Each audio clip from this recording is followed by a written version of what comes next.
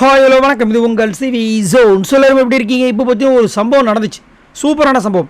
அதாவது நிறைய பேருக்கு வந்து இந்த கைத்தட்டல்ன்றது ஒரு பெரிய வரப்பிரசாதம். அது நிறைய பேருக்கு இந்த பிக் பாஸ் வீட்டுக்குள்ளே இந்த விஜய் சேதுபதி அவர்களுடைய எபிசோடில் கிடைக்கிறதே கிடையாது.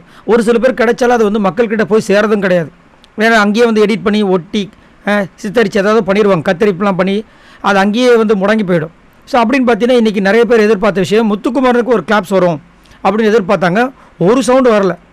இன்னொன்று பக்கம் பார்த்தீங்கன்னா ராணுவுக்கு செம கிளாப்ஸ் வந்துச்சு, ஜெஃப்ரிக்கு சூப்பராக வந்துச்சு. ஆனால் அதை விட்டு பயங்கரமான ஒரு கிளாப்ஸ் அருணுக்கு வந்துச்சு. காரணம், இந்த வாரம் பார்த்தீங்கன்னா அவர் விபியாக பண்ண விஷயங்கள் வேறு லெவலில் ஹிட் ஆச்சு.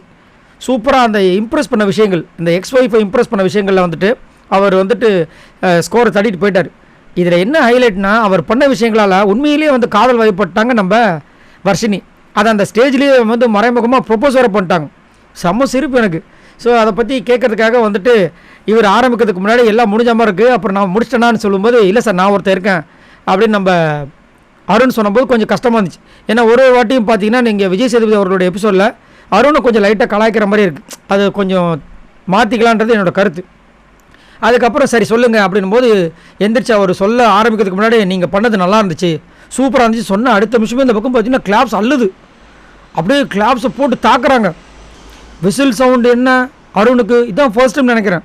அருணுக்கு ரொம்ப ஹாப்பி ஆகிட்டார், அப்படியே கையெடுத்து கும்புறாரு. இதை பார்க்கும்போது எனக்கு அர்ச்சனா தான் ஞாபகத்து வந்தது. ஏன்னா அர்ச்சனாக்கு இந்த மாதிரி நிறைய வாட்டி வரும், அப்படியே சுற்றுவாங்க ரவுண்ட் அடித்து சிரிச்சுக்கிட்டு. அப்புறமா அவர் சொன்னார், நான் ரொம்ப இது பண்ணேன், அதே மாதிரி நான் வந்துட்டு ஆல்ரெடி சின்ன வயசுலேருந்து ஹாஸ்டலில் தான் இருந்தேன், எனக்கு இந்த மேனேஜ்மெண்ட் பற்றின விஷயங்களாம் கொஞ்சம் கொஞ்சம் தெரியும், எட்டனு தான் பார்த்துருக்கேன். பட் ஃபர்ஸ்ட் டைம் நான் அந்த மேனேஜ்மெண்ட்டில் ஒரு டீச்சராக பண்ணும்போது ரொம்ப டஃப்பாக இருந்துச்சு. இப்போ தான் எனக்கு அவங்கள பண்ணத விஷயங்களை யோசித்து பார்க்கும்போது ரெஸ்பெக்ட் பண்ணணும்னு தோணுச்சு, ரொம்ப ரெஸ்பெக்ட் வந்துச்சு சார். அதேமாதிரி இது வரைக்கும் பாய்ஸ் வெர்சஸ் கேர்ள்ஸ் அப்படின்னு ஒரு சண்டை போட்டுருந்தேன்னா இந்த டாஸ்க் மூலமாக வந்துட்டு எல்லாருமே நான் வந்துட்டு பார்த்துக்க வேண்டிய சூழ்நிலைக்கு போனேன், அதுவும் பண்ணுறதுக்கு கொஞ்சம் நல்லா இருந்துச்சு அப்படின்னும் போது இவர் வந்துட்டு என்ன எல்லாத்தையும் சொல்லிட்டீங்க, உங்களுடைய எக்ஸ்-ஒய்ஃபை இம்ப்ரெஸ் பண்ணிங்களா, அதை பற்றி சொல்லவே இல்லை அப்படிங்கும்போது சிரிக்கிறாரு. இல்லை சார் நான் ஓரளவுக்கு ட்ரை பண்ணேன், அதுக்கு மேமும் வந்து நல்லா சப்போர்ட் பண்ணாங்க, நான் ரொம்ப என்ஜாய் பண்ணேங்க சார் அப்படின்னு சொல்லும்போது இந்த பக்கம் வர்ஷினி என்ஜாய் பண்ணுறாங்க.